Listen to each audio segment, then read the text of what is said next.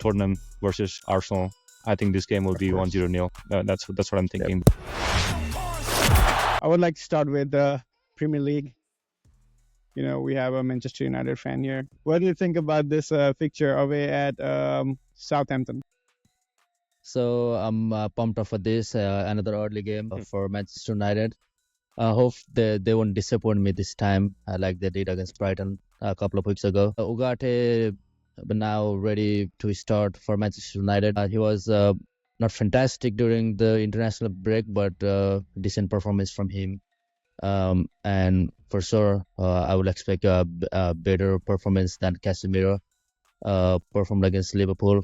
I don't want to talk about the game against Liverpool. That could have been the humiliating loss of more than like 5-6 goals, but it was only 3. And a lot to learn from that game. He's fresher for Ten Hag now. He has all the weapons that he needed.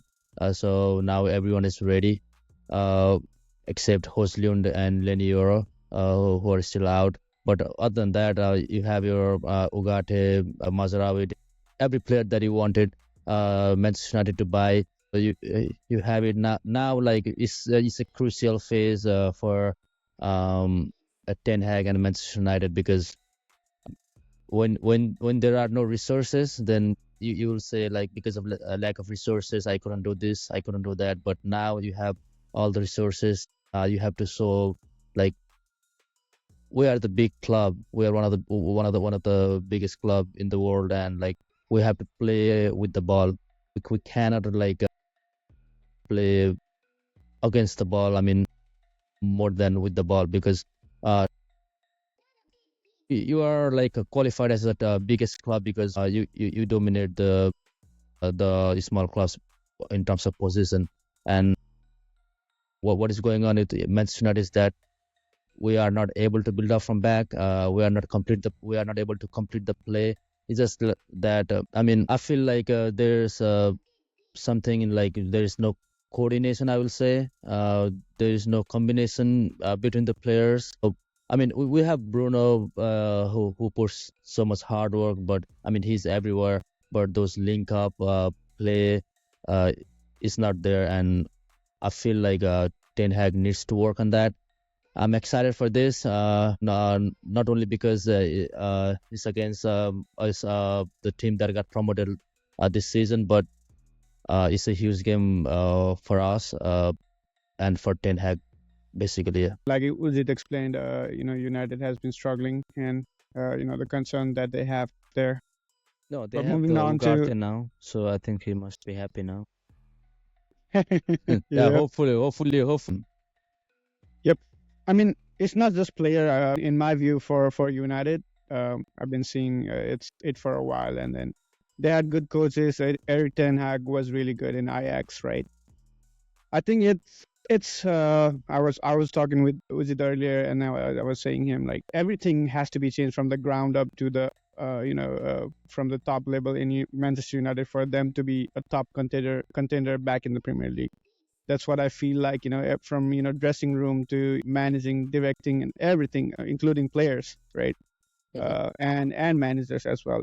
Those needs to be addressed. Those problem needs to be addressed in order for them to be top contender back in the Premier League. I've been supporting club from last almost 20 years, and then Ronaldo has seen the more inside of everything that in the club. And like 3 years ago, while he came to Manchester United, and before leaving us, he was talking about everything about Manchester United insiders, and they were saying Ronaldo was the problem. Now he's talking about the same thing. Like, yeah, it's the problem of the club. Like, it's not the Yep. players and coaches that we have to rebuild from the ground up again. Yep. Ronaldo Right, was yeah. definitely not the problem, right? Yeah, At it least was we the have case seen for that. sure. And let's move on to another exciting fixture here for Premier League. I think Spurs and Arsenal are playing a London derby there. Who is the favorite to win here for you guys, Kabindra? Yeah, for me, definitely it will be Spurs. They have a home game. They have a and looking at the Arsenal, I think Declan Rice he will not be able to play the game. He got the red card in the previous game, and looking at Arsenal confidence, I think they had a draw in that game, and Spurs might take off that confidence level and win their game against Arsenal in their home. Yeah, yeah. And then, like you reminded me of one more thing while you were mentioning the Declan Rice out of the squad. I think Spurs are definitely in the upper hand with Odegaard, who is also injured. If Yeah, yeah, you yeah. I was guys Right. remember the that's news, true. yeah, I That's think that's true. Yeah. that's one of the big blow for Arsenal. I think coming Exactly. into this stage of the Premier League, early stage, and then losing Odegaard. I'm not sure how long he is gone for. Definitely a big blow for Arsenal. What do you think, Bipul, out of Spurs and Arsenal? Arsenal, can they still pull it off even with these main key players out? Yeah, with Odegaard, Martin Odegaard out, and also Declan Rice with a suspension. But I still think it will be a tough game for both of the teams to pull it off, and then it will be a little easier for Tottenham without Declan Rice and Martin Odegaard, the gem of their team, right? But I think for this game, I will still want to go for Arsenal and to get that win. Arsenal will be favorite always, but they are always disappointing though. I think if you are Arsenal fan, you can Right, yeah. feel it. And let's move on to one interesting question we have this week. We have a couple of question rounds that I want to do. Let me my insight on that Spurs and Arsenal game. So I mean, for both teams, like injuries is the main issue right now.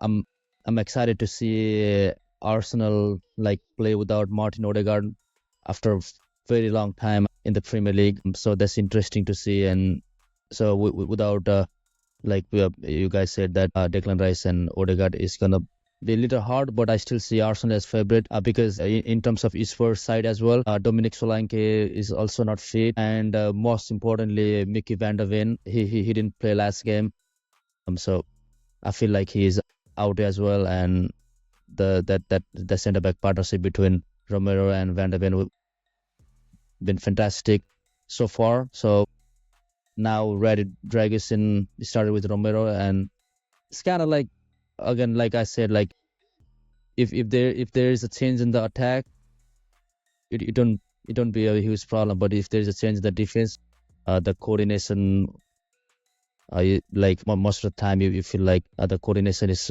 most important in defense. And when there's different combination that you try, yeah, it's interesting. And most important is like Spurs hasn't won against Arsenal in the last 2 years.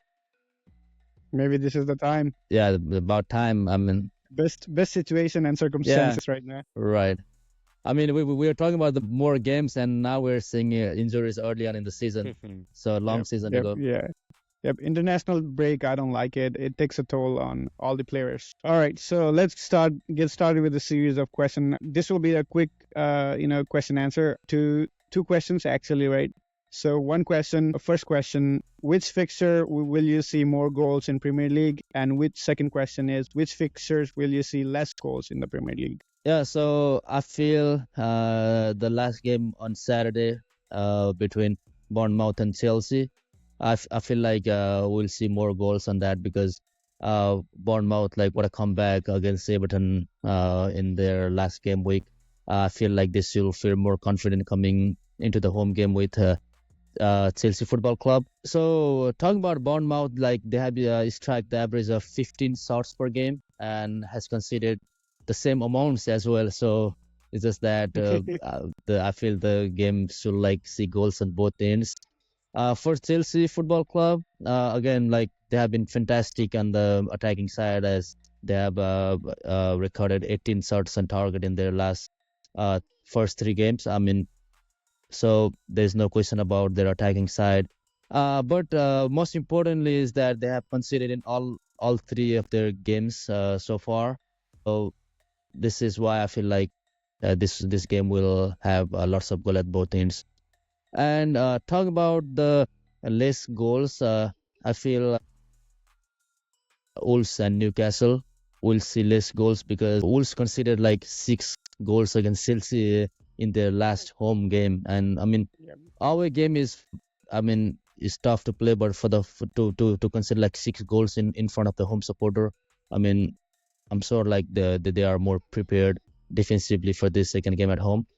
Talking about Newcastle, they have recorded 7 points on the game against Spurs last week and won against Southampton with 10 men for almost more than an hour. So in both those games, they were dominated by the opponents, but still like they register 2 wins out of 3. And the most important reason I to pick up this fixture is because I haven't seen the same Newcastle team like I saw last season. I mean, this will change with the arrival of Sandro Tonali, but let's see how it goes. Yep. What do you think? Yeah, from my end, the fixture that will have, I mean, we'll see more goals would be, I want to pick Liverpool, man. And they're playing at Anfield, and they're playing against Nottingham Forest. So I think we'll see more So, goals and the attacking they will games they score have, for right? sure. Yeah, and then the less goals, I want to pick is Tottenham versus Arsenal. I think this game will Of be course. 1-0 nil. That's what I'm thinking, but it will be. Yep. I think it will be Tight head-to-head game. game. Tight game. Yeah, sure.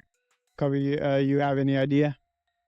Yes, for the more games, like people said, it will be Liverpool and Nottingham Forest. Looking at the Liverpool's first 3 games, we already saw how good these attacking three players, right? Front 3 players, and they're gonna score like 4 goals. That's what I'm guessing at Anfield. And talking about the less goal, I'm gonna go with Southampton and Manchester United because. We saw how United struggled with Liverpool in their last game, and looking at the Southampton, they are not, good in their attack, and same like Manchester United. I'm not sure if they will be able to capitalize, their chances to the goals, which we didn't see that with Liverpool game. So I will go with Southampton and United. That'll be, the least goal game for me. All right. And then for me, Chelsea and Bournemouth will be the top scoring game for me as well, with Chelsea scoring more, obviously. Let's see. And then Let's see. I will not back off, saying, we'll not concede goal because we are very bad at defense this season. And for the least amount of goal, I will think Fulham and West Ham will be the one with the least amount of goal. It's another, London derby, another fixture that will be a really tight game as far as I think. I don't have any stats for that, but I think that's what it will be. And then that's the, case for the Premier League. I think we talk about La Liga games here a little bit? Any interesting fixtures there? Yeah, I think we have Barcelona game this weekend with Girona. I think they have been improving really good from last season. Before that, we couldn't hear the name, but last season I think they were really good, and this season as well they have been doing well. So Barcelona, I think they'll be playing away game with Girona. So hoping for a big win here as well. Hey, let's see how they're gonna perform in the away game, and hoping for a positive result. Yeah. And what about Real Madrid? Yeah, Real Madrid is playing against Real Sociedad this week, so it's an away game, but I want to see more of Mbappe scoring goals, right? So he's back. He's back with the team. He's training, and even in the training, he scored a clutch dribble pass goal against Ferland Mendy in the training session. I was like, okay, he's getting it. He's getting that clutch with his back. So Bipul has been watching Mbappe in training now. I watch every player of Real Madrid, every youngsters, man. Vini, Rodrigo, Bellingham, everyone. Bellingham, I'm still waiting. I saw Kamavinga is training with us. That's a good sign. So I'm excited. And we're playing against Real Sociedad. It's an away game. So yeah, it'll be a little tough for Real Madrid, but I think they'll get this win. Yeah, in between, right? People he talked about Mbappe. So what do you want to talk? How do you want to rate his performance in the international break? For France, that's a good question. I mean, it's more of the attacking positions he got in France right now, right? Like Ganesh, our friend, mentioned last time, Barcola is the biggest threat in that left wing now, and then he got that position. He even got a goal in the first match. I think that's more of the role he's getting now in France, with a striker more focused in the number 9 position. That he used to really cover the left flank, right? And now he's more in the threat of the attacking position, the slug, like how Carlo is putting him in place in current situation in Real Madrid. But as 1 to 10, I would rate him 5, not more than that. Yeah, it wasn't good. Yeah, Yeah. we didn't expect that. Yep. Once after he scored the goals in Real Madrid and moving into the international break, he could have improved. I mean, he could have I think one capitalized. thing, dynamics would change if you are playing as a number 9. I mean, before in France, chemistry, he can cover the number 9 and also the left flank, the left wing position, the left forward position he used to cover before, right? For France, the dynamics of the gameplay where Carlo changed for Mbappe could be a impact in the France team too. That's something I wanted to highlight. Yep. Talking about good players. Who do you think is the best player in the Premier League so far? There is no doubt, Erling Haaland, man. Back-to-back hat Erling tricks, Haaland? right? So There far, is no yeah. doubt on that. Yeah. There is no doubt. Yep. And Will one there be thing, anyone else? I don't think there will be anyone else for now. I know we're talking about Haaland, but one thing I wanted to highlight is this guy, Luis Diaz, we mentioned last time too, right? Yeah, The level of yeah, form he player. has now, and also we saw in Colombia, he already scored 1 match in one of the games, right? And I think he's in a great form this season, and if he takes this form in the higher level in the coming games in Premier League, Champions League and all, I think he'll be the best player, also contending with Erling Haaland. Yep, 100%. What do you think, Yeah, Vijit? I feel Mo Salah has been performing brilliantly this season. Coming up under Arne Slot, like I said before, Diego Jota, he will play as a false 9, and those two, Diaz and Salah, has the freedom to go forward. Yep. So it's just, I mean, they are like more likely to, those two are like more likely to be there in terms of goals and assists. I mean, I made a huge mistake in my fantasy squad, like not picking up a Salah. I mean, I knew that. I saw that game. I saw that game play in the preseason. That's the reason I picked Luis Diaz, so that I could cover the attacking points from Liverpool. I mean, those both two. I mean, either Luis Diaz goal and Salah's assist, or either way. I mean, I should have think that way, which I didn't. I mean, that point right there, that the most important thing, or like I'll say, that stopped me to like get two Liverpool attackers, is because I'm a Manchester United fan. That's the only thing. So while playing fantasy football, I want to leave my club aside from now. Yep. And talking about fantasy football, who you guys are captaining? Erling Haaland? All day, every day. Yeah, if I had Salah, I would have captained him this week, but I don't have him, in my team. So definitely I will go with Erling Haaland in his, home game with Brentford. Right, in Kavi's viewpoint, luckily I have Salah. So this, because it's in Liverpool, I mean it's in Anfield, and they're playing against Nottingham Forest. I think I'm gonna go for Salah as my captain. Yeah, definitely you have to. Yeah, That is looking a at good his form as differential, well. Yeah. That is a good differential. And what do you think is, who is the big differential that you must have for FPL this season? The differential that will make, aside from Haaland or Salah or all these obvious players, who you think is must that you need to bring early this season? Yeah, I can go with Eze. I think he might be a good differential player. He has been performing well, although he hasn't outperformed. He didn't get a chance to perform in the first 2 games, but he was able to score a goal on his 3rd game. But we can see how threatening he is in the attacking position, right? So I think he will be a good option in the midfield to make a difference in your team. Thank you guys for staying with us, helping us, supporting us. If there are any feedback, let us know.